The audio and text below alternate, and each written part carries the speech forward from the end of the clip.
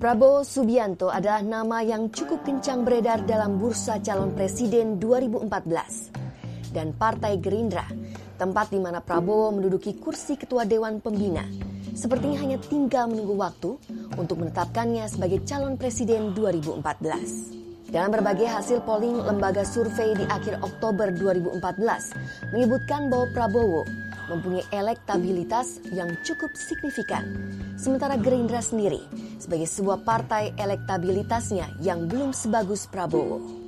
12 Februari 2012, Kongres Luar Biasa Partai Gerindra akan diadakan.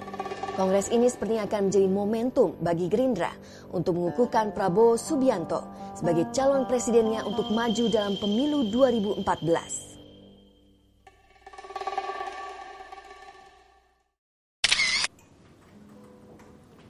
Pemirsa, indikasi bahwa Gerindra akan mengusung Prabowo Subianto sebagai calon presiden dalam pemilu 2014 semakin kuat setelah Prabowo menyatakan kesiapannya.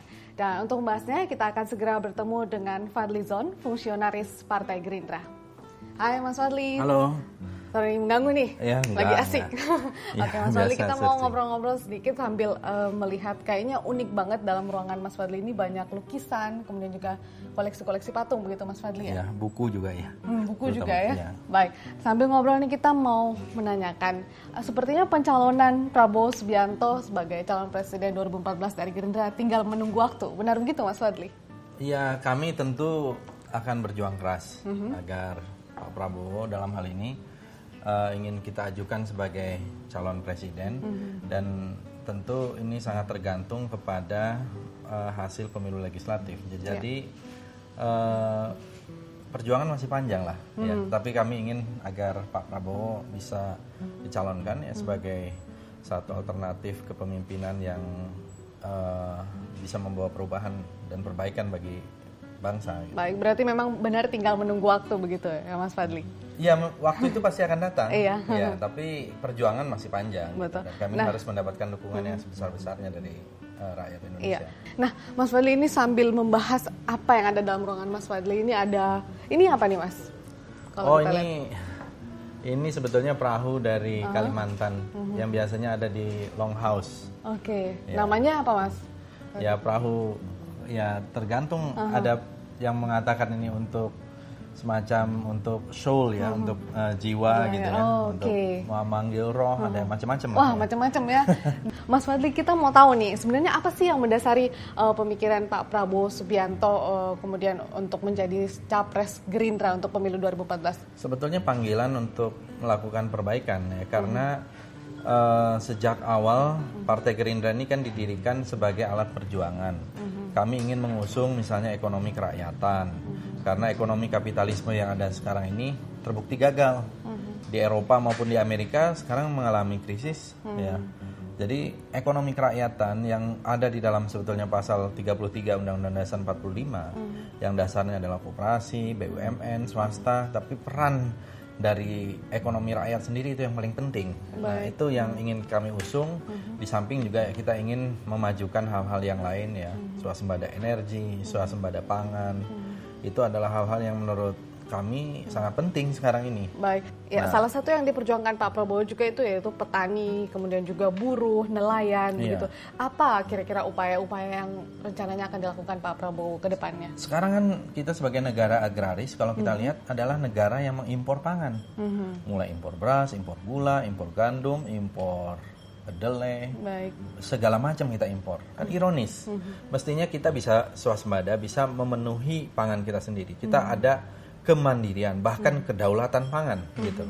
Nah, ini yang menurut saya kita perlukan gitu, dan Partai Gerindra ingin mengusung situ. Oleh karena itu sektor pertanian harus menjadi leading sektor, harus menjadi prioritas, jangan pinggiran. Nah, oleh karena itu harus ditunjukkan dengan strategi sektor pertanian yang kuat, termasuk dari sektor anggaran yang berlebih ya, ada intensifikasi, ada ekstensifikasi, perluasan pencetakan sawah baru dan lain-lain. Nah, Mas Fadli, tidak terlalu dinikah kemudian Gerindra mengusung Prabowo Subianto sebagai capres 2014? Ya, bagi kami ini bukan persoalan dini atau tidak, tapi elektabilitas Pak Prabowo maupun popularitasnya tentu saja itu cukup tinggi.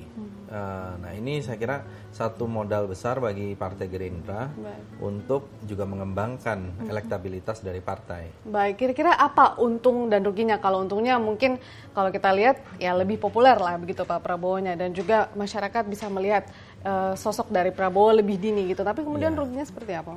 Begini, ini juga bagian dari pendidikan politik supaya masyarakat ini tidak membeli kucing dalam karung. Jadi kalau mereka memilih partai A, orang yang akan diusung adalah A. Kalau memilih partai B, orang yang akan diusung adalah B. Jadi sejak awal tahu mau memilih partai dan memilih orangnya. Baik, Anda melihat tidak ada ruginya mengusung lebih cepat Prabowo Subianto sebagai capres? Baik, Mas Fadli, kita masih akan melanjutkan perbincangan kita, semakin seru juga tentang pencalonan Prabowo Subianto dalam pemilu 2014 nanti. Nah, Mas Fadli, ini adalah sisi lain dari ruangan perpustakaan Mas Fadli sendiri, dan kabarnya ini mendapatkan award Muri, begitu? Iya, untuk beberapa kategori. Untuk beberapa kategori apa saja? Misalnya perpustakaan pribadi dengan koran yang terbanyak, piringan hitam, kemudian satu lagi itu apa ya?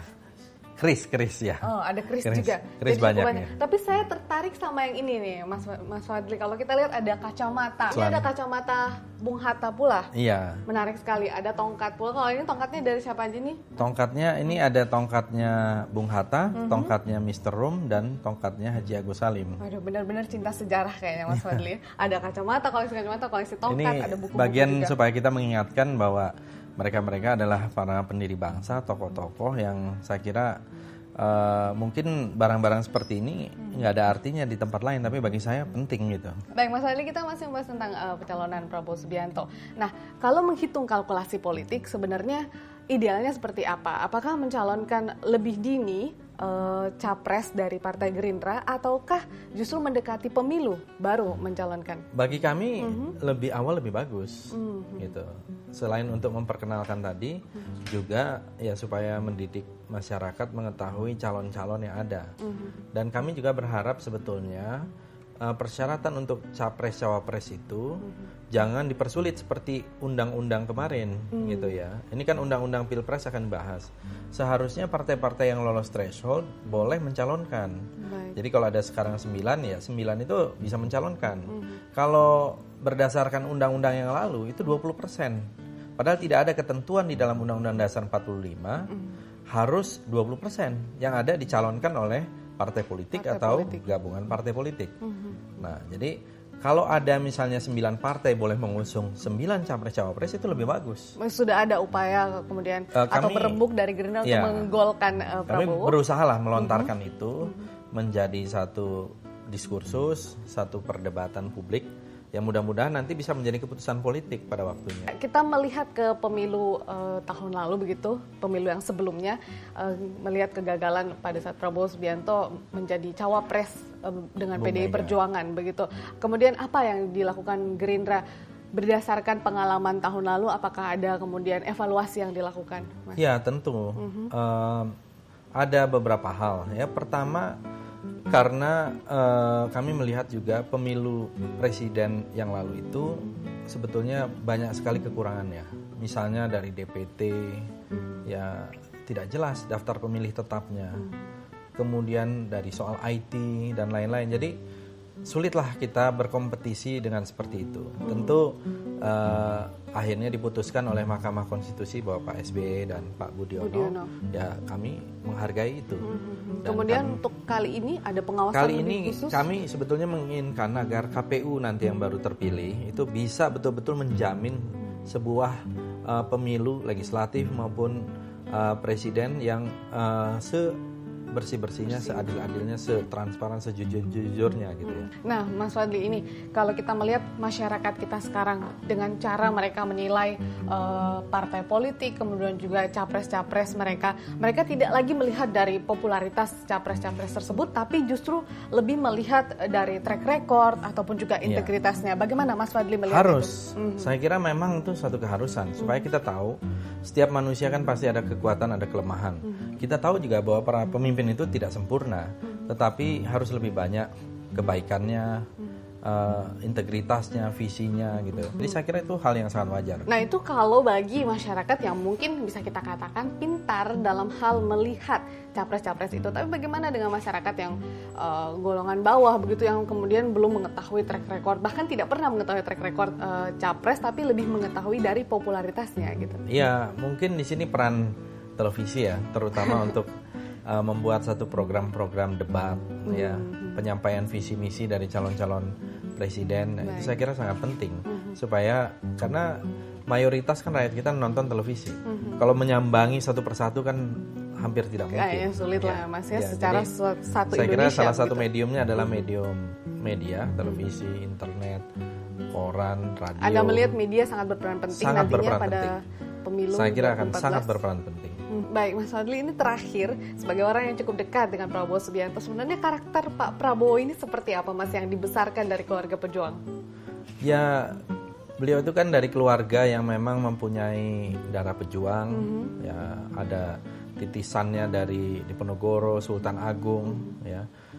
Kemudian pamannya juga gugur dalam pertempuran di Lengkong. Jadi jelas keberpihakannya kepada Merah Putih itu luar biasa. Dan saya kira kita membutuhkan orang yang mempunyai nasionalisme yang tinggi, bukan mau mencari kekayaan, bukan mau mencari sekedar kekuasaan, tapi bagaimana melaksanakan kekuasaan itu untuk kemakmuran rakyat yang sebesar-besarnya. Karena Indonesia ini negeri yang kaya, tapi sayang rakyat kita masih banyak yang miskin. Dan masih tetap memberantas korupsi, begitu Mas Fadli? Itu sangat penting, karena korupsi itu adalah salah satu sumber kemiskinan. Penyakit di negara kita juga. Dan sekarang penyakit ini sudah mewabah kemana-mana. Betul, saya setuju. Saya harus mengatakan ada budaya menjilat yang akhirnya seringkali menjebak capres ini untuk hanya bicara dirinya sendiri, bertindak narsis.